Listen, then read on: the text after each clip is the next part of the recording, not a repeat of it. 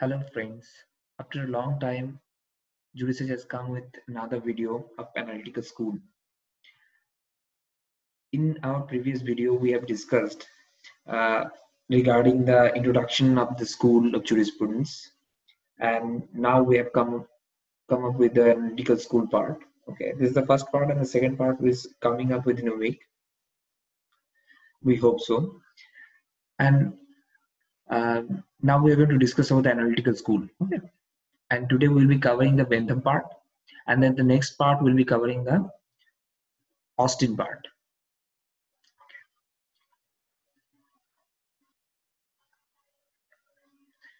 Now, regarding the introduction of analytical school, we can say that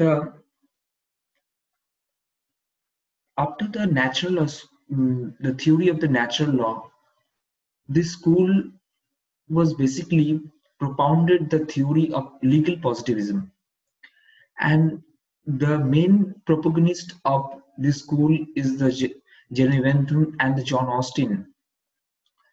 Both they just heralded the era of legal positivism in jurisprudence.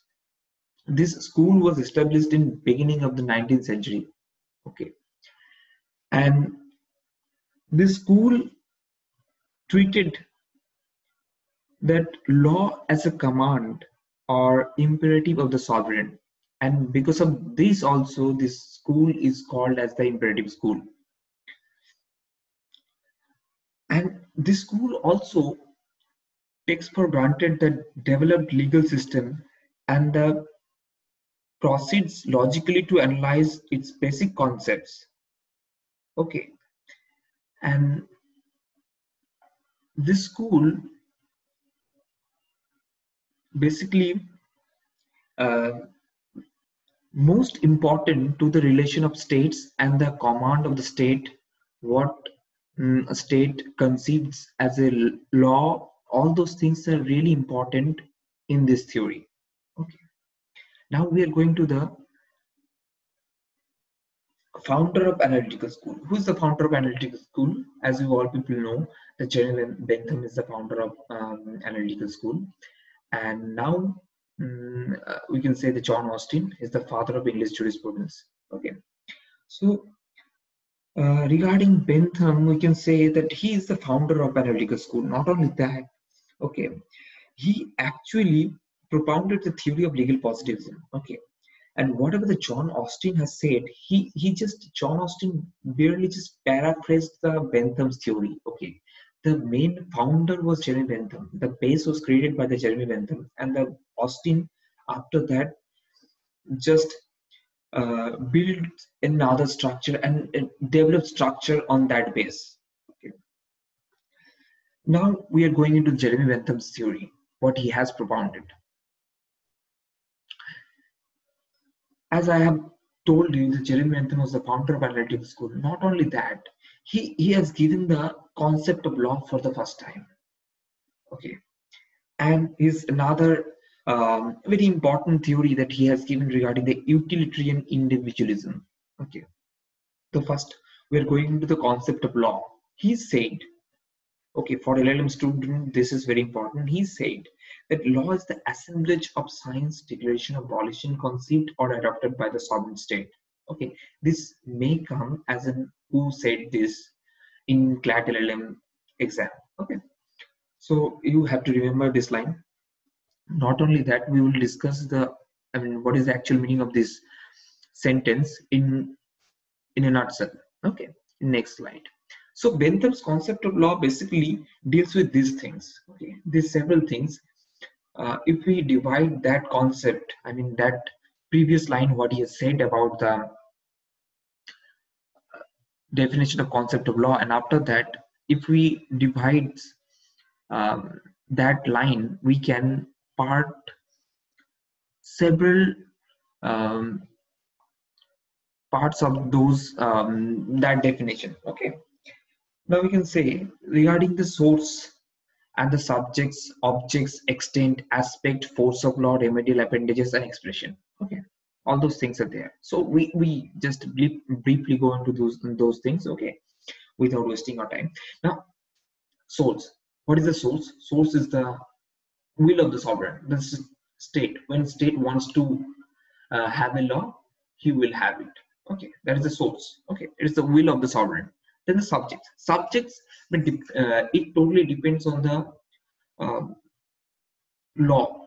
Okay, and subjects may be things, subjects may be human. Okay, uh, if a law is made on human, then human might be the subjects. Okay, if the law is made on the things, suppose we can take about the Essential Commodities Act. Okay, if we talk about Essential Commodities Act, here the things we can talk about the essential commodities. Okay, and the part can also be taken as the human cannot hold essential commodities. So these all are the subjects upon which this law will act upon. Okay, the object is totally what are the objects of, what are the aim, what are the purpose of the law, that will that is there to fulfill. Okay, that is the object.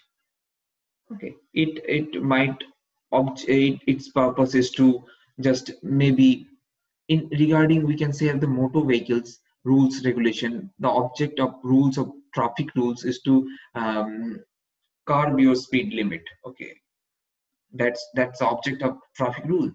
Okay, and the next one is the extent. You can say in generally in every statute, every legislation, in clause 1 or 2, there will be extent of the legislation that is given. That's that this legislation will prevail over all over the India, extent Jammu and Kashmir, all those things. That's there. That is the extent. Okay, and then next things about the aspect. Aspect has two parts. Okay, one part is the directive part, and another part is the sanctional part. Okay, directive part talks about the uh, what is the directions given by the state, and another part about the incisive part, that is the sanction part. Okay, suppose we can talk about the traffic rules. As I have said, regarding the traffic rules, I can say, suppose there is a speed limit of 20 km/h. Okay, and that is a direction that is given by the rules. Now you are breaking, if you break that rule, there is a sanctional part. Suppose you have to pay a fine of 50 rupees, that is the sanctional part. Okay, that is the force of law. Also, the force of law is the sanctional part. Okay, so aspect and force of law is covered. Then the remedial appendages. Remedial appendages is nothing but the subsidiary laws. Subsidiary laws basically includes promulgation, proclamation, and the notifications, rules, orders, and all those things. Those are the remedial appendages that may be cited to judges when they make the judgment. Okay, that may be cited. Actually, these are subsidiary laws because these all are laws that also helping the main law. Okay, the main statute. Expression is for the first time, expression, Bentham has given the concept of expression. Okay, expression is something that there is two kind of expression or two kind of interpretation of statute. That is literal interpretation and the liberal interpretation. Okay, when we talk about literal interpretation, that literal interpretation is talk about the exact word of the legislation. Okay, we cannot go beyond the exact word. We cannot manipulate. We cannot outsmart the legislature when they think about the law. Okay, and liberal interpretation is something that we can um, modify the law according to the social needs sometimes. Like we can say about the Article 21. Okay, in Article 21 there is procedure established by law. Okay, when A.K. Gopalan case, the judges they give the strict interpretation. Procedure established by law is procedure established by law. It cannot be interpreted as due process of law. That is totally avoided by the legislature.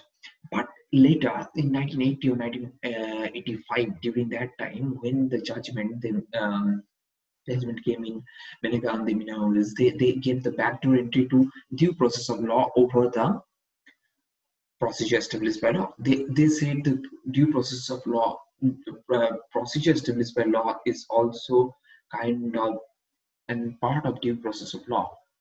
Okay, and that's why the expression is a really important thing. Okay, regarding the legislation. So that is the Bentham's concept of law. Now we are going to next thing, that is the utilitarian individualism. Okay, the Bentham for the first time from the natural law thing, he gave the idea of individualism. Individual is important. Okay, he said without individuals' freedom, individuals' um, liberty, it everything is incomplete. Okay, and in societies, individualism is the main important thing. And he supported the economic principle of laissez-faire for the first time. That is also important question, okay, for the collateral students. And he also given the expositorial jurisprudence and sensorial jurisprudence difference. Okay, and utilitarian theory is also given by Bentham. So now going into the individualism part. So Bentham, I have already told you the laissez-faire and the individualism. He said the function of law is to emancipate the individual from the bondage and the restraint upon his freedom. Okay, so individual freedom is the first and foremost priority of any state authority. Okay, whatever the law they will conceive, they adopt, that law must emancipate the individual from the bondage or the restraint. Okay, that is the first priority of every law. And the next thing he also said about the utilitarian theory, that the law must bring pleasure, not pain. So that I'll be discussing in next slides. Now going into the expositorial jurisprudence and sensorial jurisprudence. Bentham for the first time distinguished the expositorial jurisprudence and the sensorial jurisprudence. It's nothing, okay, it's the expositorial means what the law is, okay, sensorial what law should be. We can say what law is the positive law, and sensorial is the what law to be, that is the natural law. Okay, and also he was the supporter of the codified law. He hated judge-made laws. Okay, and he, for the first time, the pattern has said the Bentham's work was intended to provide the indispensable introduction to civil code. Okay, for the first time, the jurist has given the idea that there is a codification that must be done, and that codification will lead to the simplification of the legislature procedure. And next, it comes to utilitarian theory. According to this theory, the aim of the legislation is the greatest happiness of the greatest number, as we already know. Okay, utilitarian theory, greatest happiness to greatest number. Okay, and he defines utility. This definition of utility is very important for collateral element student. This is the property or tendency of thing to prevent some evil or procure some good. Okay, utility is a something property or tendency of the thing that we have, or to prevent some evil or procure some good. Okay, and as I told you that the state's primary focus is to bring pleasure to individuals and avoid their pain. That is the main focus, and that summed up the whole philosophy of utilitarian theory. Okay, and now we can go into the next and the last slide regarding the conclusion. Okay, conclusion, we can say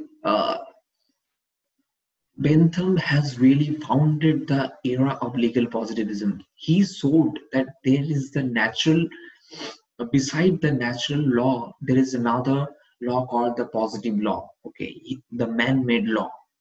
The science of investigation, observation can be is deduced in state authority. Okay, and also the John D. Finch observed the transition from the peculiar brand of natural law doctrine to the rigorous positivism of Bentham represents one of the major developments in the history of modern legal theory. And after the Bentham, the ship has sailed of scientific observation into the legal field. And regarding the criticism of Bentham's work, one jurist name has to be mentioned, that is Friedman. Okay, Friedman is the one of the jurists. He has criticized the Bentham's work because of too much focusing on the individualism thing, and though the concept of laissez-faire, all those things, because sometimes too much human intervention is totally disturbing for economy of a state, okay, or economy of a country. So that's uh, quite contradicting. So Dr. Friedman has criticized Bentham regarding that. Okay, that now we have summed up the whole thing of Bentham. Okay, regarding his 2-3 theories that he has given: the utilitarian individualism theory, expositorial and sensorial jurisprudence, and he's also called the founder of legal positivism. Okay, analytical school. Um, Now all those things are completed. In the next part, we are going to discuss about the John Austin. Okay, and the one thing that I haven't said about this, that these videos that I am making this for the students who are just trying to build their base in the jurisprudence. These videos are not those are not for those students who are just trying to research on those jurists or those theories. Okay, so try to make sure that uh, I'm not giving you enough information regarding the jurist or analytical school, all those things. I'm just giving you the brief idea, because jurisprudence is always a, I mean, kind of boring subject. If I'm giving you too much information regarding jurisprudence, so what is the use of making this video? So I'm making it very short in whatever uh, easiest way to make you just go through this whole procedure, whole setup of analytical school that I'm making you doing the things.